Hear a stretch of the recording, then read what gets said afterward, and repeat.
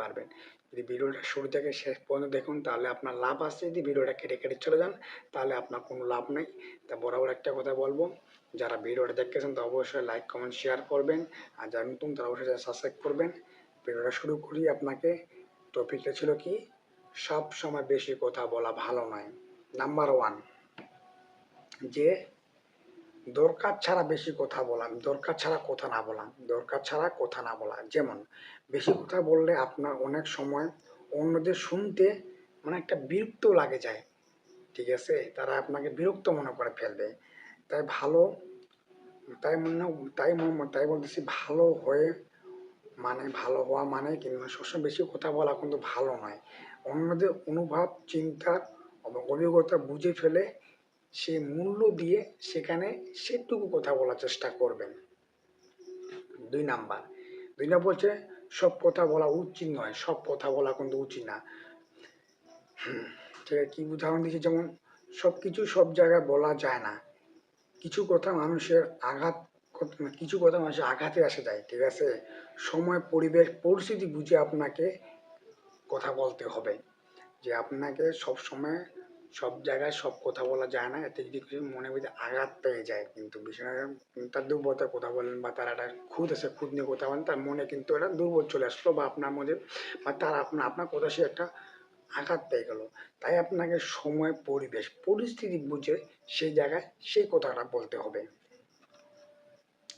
3 number, বেশি বলে ভুল বেশি হয়, বেশি বললে বেশি ভুল হয়ে যায়, বেশি বললে ভুল বেশি হয়। যেমন বেশি কথা বললে অনেক সময় না ভেবে কিছু বলে ফেলেন, সেটা পরে আফসোস করার কারণ হতে পারে।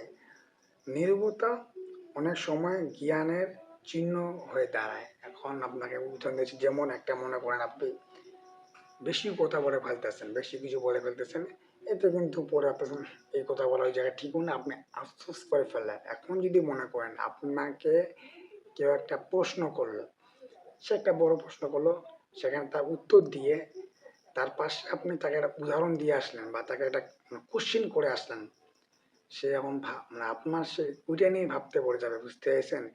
তাই বেশি বড় করে না বলে ছোট্ট করে উদাহরণ দিয়ে তাকে একটা উল্টাটা প্রশ্ন করে আসবেন। সে যদি আপনার প্রশ্ন হাতে থাকে যে কি বললো, আমি কি বুঝালো আমাকে, তার কথা। নীরবতা একটি শক্তি, অবশ্যই নীরব থাকা, চুপ থাকা কিন্তু এক ধরনের শক্তি, ঠিক আছে। নীরব থাকা, নীরবতা সম্মানের ভাষা, ঠিক আছে। অনেক পরিস্থিতি চুপ থাকা সব থেকে বড় জটিল একটি কাজ।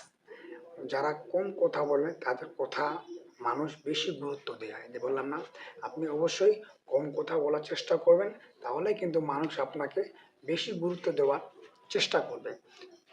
তা বরাবর যে আপনাকে 4টা উদাহরণ দিলাম, ঠিক আছে, এই যে বললাম প্রথমে আপনাকে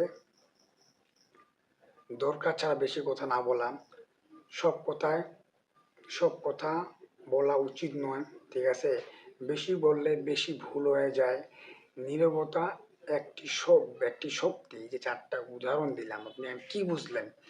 যে নাম্বার 1 যে ওই যে দরকার ছাড়া কথা না বলা, নাম্বার 1 যে বলেছি আপনাকে, আপনি সবসময় বেশি না কথা বলে যেখানে যেই দরকার সেইটুকু বলে চলে আসবেন, তাহলে সেখানে আপনার সম্মান থাকে গেল। সব কথা বলা উচিত নয়। এখন আপনি কাউকে ছোট করে কথা সবার সামনে বললেন, সেখানে কিন্তু ছোট হয়ে গেল, তাই বলছে সব কথা বলা উচিত নয়। 3 নাম্বার, বেশি বললে বেশি ভুল হয়ে যায়, 100% কম কথা বলার চেষ্টা করবেন, তাহলে আপনার ভুলও কম হবে, আপনার ক্ষমা কম চাইতে হবে। 4 নম্বর, নীরবতা, নীরব থাকা চুপ থাকা কিন্তু একটা বড় ধরনের শক্তি। এখন আপনাকে উদাহরণ দিচ্ছি, যে আপনাকে কেউ একটা কিছু বললো, সেখান থেকে আপনি চুপ করে চলে আসলেন, সে কিন্তু ভয় পেয়ে যায়, শালা আমাকে যে কিছু বললাম, সে আমাকে কিছু বললো না, চুপ করে চলে গেল। অবশ্যই সে আমাকে তার থেকে বড় আমাকে একটা প্রশ্ন ধরতে পারে, তার মধ্যে কিন্তু আতঙ্ক ভয় চলে আসলো। বা আপনার এই যে যুদ্ধ লাগতেছে, অনেক সময় দেখা যায় কি যে একজন একটা মিসাইল হামলা করলো, আরেকজন করবে, কিন্তু কিন্তু এটারে ভয় কিন্তু আসে, কিন্তু পরে যদি দেখা যায় সে কোনো মিসাইল হামলা করছে না, 2-3 বছর সে চুপ করে থাকলো, সে যে আর ছাড়বে তার সাহস পেতেছে না, কেন ছাড়ে ফেলছে একটা, এখন যদি আমি তো ছাড়বে আমাকে, কোন ছাড়বে, ভয় থেকে গেল। এই জন্য সবসময় চুপ থাকা কিন্তু বেশি কথা না বলা একটা ধরনের হাতিয়ার। তা আগে বলছি আপনাকে, ভিডিও শুরু হওয়ার আগে যারা নতুন তারা অবশ্যই চ্যানেল সাবস্ক্রাইব করবেন, ভিডিওটা লাইক কমেন্ট শেয়ার করবেন, যে আগে থেকে সাবস্ক্রাইব করা যাদের যাদের কাজ হইতেছে যে আপনি ভিডিওটা বেশি বেশি করে আপনার বন্ধুদের মাঝে শেয়ার করবেন। তা আজকে ভিডিওটা এখান থেকে শেষ করতেছি। সবাই ভালো থাকুন, সুস্থ থাকুন।